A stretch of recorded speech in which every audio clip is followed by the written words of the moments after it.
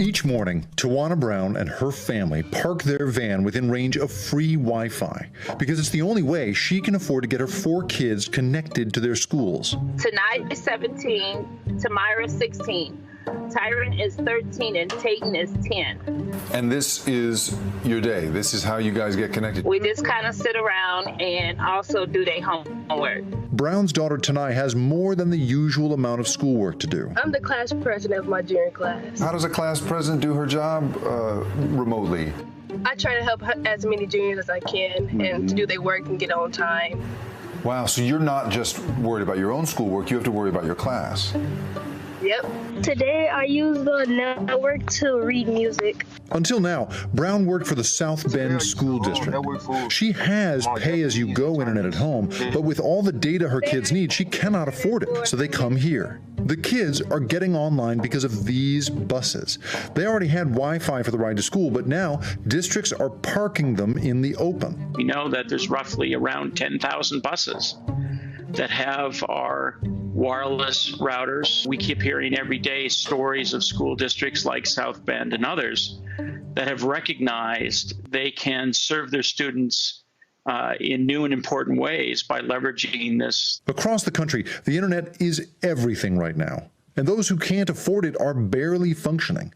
Nicole Turner-Lee studies the effect of having no internet. I've gone all over the country, right? And I've gone to places where people literally tell me, without a phone, I can't get a job because my phone is my only entryway to be called for a day labor position or to apply for a job or to hear back from the employer. Schools are particularly unequal at the moment. Even some teachers don't have the internet access they need. I know of several cases where educators have to drive from their house to parking lots at a gas station or even Starbucks, where they sit in their car for 8 hours while they provide instruction for the kids.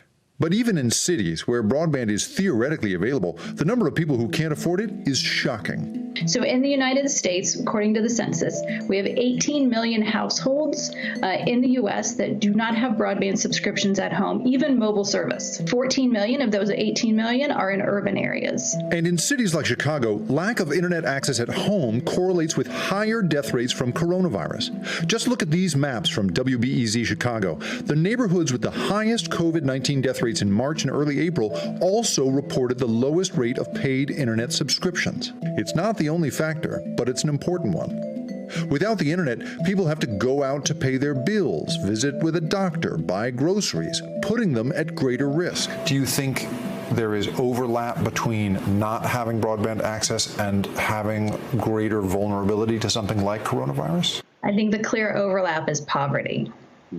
We know that in poorer neighborhoods, there are fewer individuals, households who have access to that broadband in their homes. If you don't have broadband, you're not going to stay at home. The coronavirus has torn the bandage off yet another painful problem in America. These are not new phenomena. If anything, they've surfaced just how deep and ingrained these inequalities are in our society. Tawana Brown says these buses have created a strange sort of rhythm to her family's life. So they also have like a free lunch that's usually coming with the buses. And so we take that up too. And if we're having a bad connection, there are several buses that we could go to because I have transportation. And so if we are having an issue, we just go to another one, which is right down the street. Hey, NBC News viewers, thanks for checking out our YouTube channel. Subscribe by clicking on that button down here and click on any of the videos over here to watch the latest interviews, show highlights, and digital exclusives. Thanks for watching.